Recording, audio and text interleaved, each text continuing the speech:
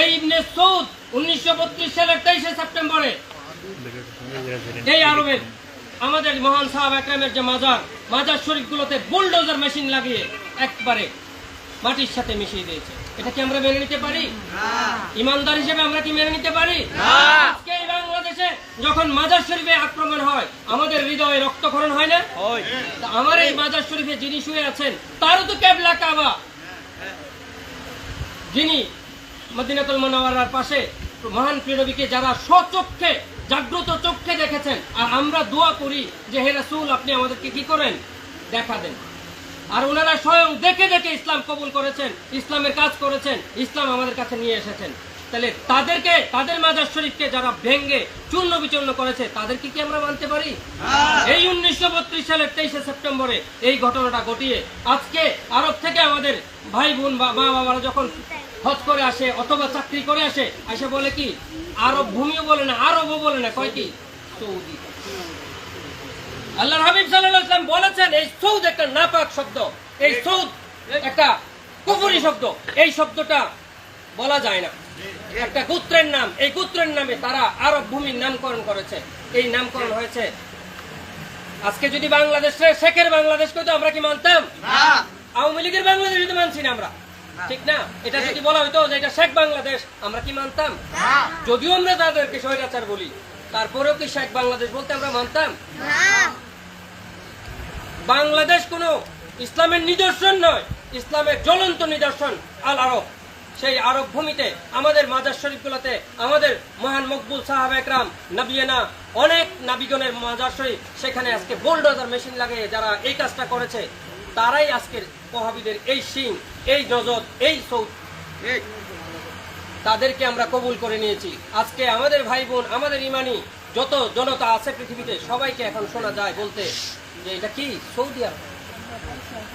ইমাম হায়াত বলছেন সৌদি আরব বলার সাথে সাথে আবু জাহেলকে, মুয়াবিয়াকে এবং এই ইবনে সৌদকে কবুল করে নেওয়া হয়, এজিদকে কবুল করে নেওয়া হয়। আমি যদি কোনো কারণে ইমানের বিপরীত কোন পীরকে বলি মারহাবা জিন্দাবাদ, তার মানে কি ওনার সাথে আমি একাকার, আমি আর সমর্থন দিলে আমি আর ইমানদার থাকি না। ইমাম হায়াত এই শব্দগুলাই পৃথিবীতে তুলে এনেছেন, এই জন্য কিছু লোকের গায়ে আগুন লেগে যায়, গাত্রদাহ হয়। ইমাম হায়াত কারো সম্পত্তি নিতে আসে নাই, ইমাম হায়াত কারো উপরে জোর জবরদস্তি করে ইসলাম দিতে আসে নাই, মোল্লার মতো বক্তব্য দিয়ে 50,000 5 লাখ টাকা নিতে আসে নাই। ইমাম হায়াতের পক্ষ থেকে যে সকল নেতৃবৃন্দ কথা বলেন তারা কোনোদিন কারো কাছ থেকে 10টি টাকাও কোনোদিন নেয় না। সুনিপুণ নির্ভেজাল ভাবে পৃথিবীতে একমাত্র যিনি প্রচার প্রসার করে যাচ্ছেন আহলে বায়াতের গোলামিয়তের উত্তরসূরি হিসাবে যা প্রচলিত একেবারে চিরন্তন যে ধারা আহলে সুন্নাত ওয়াল জামাত, সেটা উনি পৃথিবীতে তুলে ধরেছেন। এই জন্যই উনি ইমাম। এই ইমামতের ধারায় আমরা যেন একটা রাষ্ট্র ব্যবস্থা কায়েম করতে পারি। কেন? আমাদের ভাইরা বলেছে আজকে সালাতু সালামের মাহফিল, কিন্তু আমরা রাষ্ট্র ব্যবস্থার ভোটের কথা বলেছি। কেন বলেছি ভাই বলুন তো? আমার ঘরে আগুন লেগেছে, আমি প্রথমে শুরু করেছিলাম যে আগুন লেগেছে আপনারা নিভাতে যাবেন, কেননা আপনারা মানবিক মানুষ। মক্কাতুল মুনাওয়ারা, মদিনাতুল মুনাওয়ারা, মক্কাতুল মুকাররমা, মদিনাতুল মুনাওয়ারা আজকে কাদের দখলে? এই সৌদ গোত্রবাদীদের দখলে। এই সৌদ গোত্রবাদীদের থেকে উদ্ধারের মিশন জারি করেছেন, উদ্ধারের লক্ষ্য এবং উদ্ধারের যে কর্মসূচি জারি করেছেন ইমাম হায়াত আলী রহমান। কর্মসূচিটা কি সাধারণ? সেই কর্মসূচির মধ্যে থেকে আমাদেরকে উনি জান করেছেন যে যদি রাষ্ট্র ব্যবস্থায় আমরা না যেতে পারি, রাষ্ট্র ক্ষমতা না আসে, তাহলে অন্য রাষ্ট্রের সাথে আপনি কিভাবে কাজ করবেন? আজকে পৃথিবীতে যে রাষ্ট্র ব্যবস্থাগুলো কায়েম হয়েছে সেই রাষ্ট্র ব্যবস্থার এত বেশি আধার, যে আধারের মধ্যে থেকে কাজ করা খুবই কঠিন। আমরা এখানে বক্তব্য দিলেও রাষ্ট্র ব্যবস্থায় কোনো প্রতিফলন ঘটবে না যদি রাষ্ট্র ক্ষমতা আমাদের হাতে না থাকে। আমাদের সুন্নি ভাই বোন যারা আছেন তারা বুকে হাত দিয়ে বলুন তো, আমাদের শিক্ষা ব্যবস্থায় লেখা আছে কি লেখা আছে? ধর্মবইয়ের মধ্যে লেখা আছে আমার নবী 570 খ্রিস্টাব্দে জন্মগ্রহণ করছে। সুন্নিদের আকীদা কি তাই? বলুন আপনারা যারা মাজার শরীফে যান, আমাদের আউলিয়া কেরাম কি আমাদেরকে এই শিক্ষা দিয়েছে? এই শিক্ষা সুন্নিয়তের বিপরীত, এই শিক্ষা ওয়াহাবিদের, এই শিক্ষা আমাদের নয়। ওয়াহাবির পিছনে নামে আমি নামাজ পড়ি না, গর্ব করে বলি আমি ইমানদার। কিন্তু কেবলা ভূমি আজকে কাদের দখলে? কেবলা ভূমি আজকে ওয়াহাবিদের, বাতিলদের, জালিমদের দখলে। সেখান থেকে উদ্ধারের মিশন দান করেছেন সৈয়দ নিজামী শাহ দোয়ার বরকতে ইমাম হায়াত আলী রহমান। এই জন্যই আজকে সুন্নি আন্দোলন। কারণ সুন্নিরা সুন্নি আন্দোলন করবে, ওয়াহাবিরা ওয়াহাবি আন্দোলন করবে, এটা স্বাভাবিক।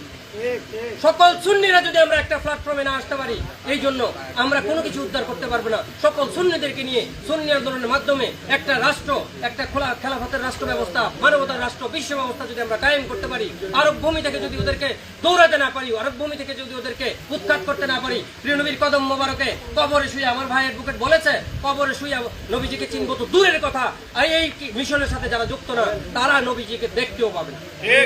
এই মিশনকে বাস্তবায়ন করার নাম বিশ্ব সুন্নি আন্দোলন, তার রাজনৈতিক শাখার নাম ইনসানিয়াত বিপ্লব। এই জন্য ইমাম হায়াত বলেছেন যে সকল মানুষকে কাজ করতে, সকল মানুষকে নিয়ে উদ্ধারের যে মিশনটা, সকল মানুষ তো আর সুন্নি না, সকল মানুষ কি মানুষ, সকল মানুষকে নিয়ে কাজ করার যে প্ল্যাটফর্ম, সেটার নাম ইনসানিয়াত বিপ্লব। কারণ একটা হিন্দু মানুষকেও আমি মানবতা দেব, তার ধর্ম কর্ম সে পালন করবে, তার খানা আদর্শ যেটা সে বাস্তবায়ন করবে, তার উপরে আমি জুলুম করবো না, এটার নাম ইনসানিয়াত।